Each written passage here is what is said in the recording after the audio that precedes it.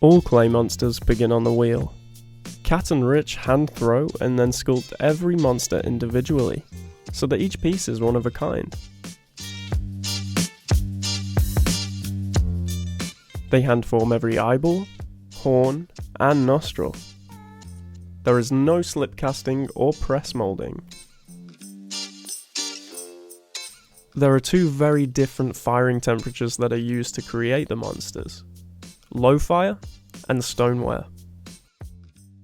The low fire creatures are called Claymonster originals and are made with a white low fire clay body. First they are thrown and sculpted, then dried. Each is then carefully hand painted with 3 layers of glaze on greenware.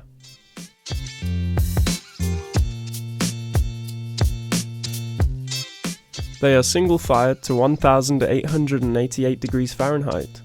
This process is labour intensive and time consuming.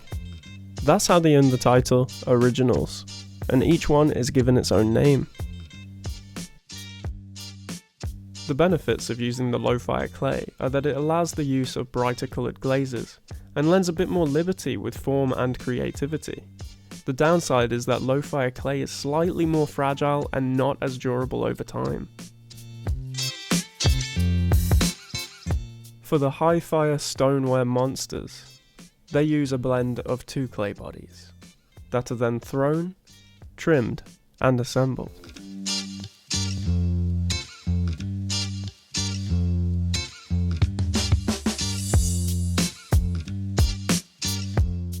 When completely dry, it's loaded into a kiln for its first firing. It's called a bisque firing. Bisque firing is approximately a halfway temperature to make it durable enough for the glazing process. The next step in the studio is called wax and eyeball. This is the fussy job of putting black in eyes, colours on features, and then waxing all the areas where you wouldn't want glaze.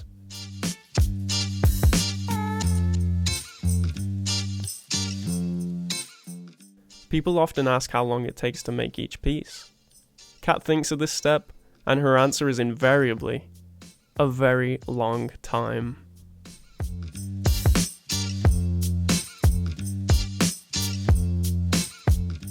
The stoneware is then dipped in buckets of glaze, cleaned, and then reloaded into the kiln for the second glaze firing.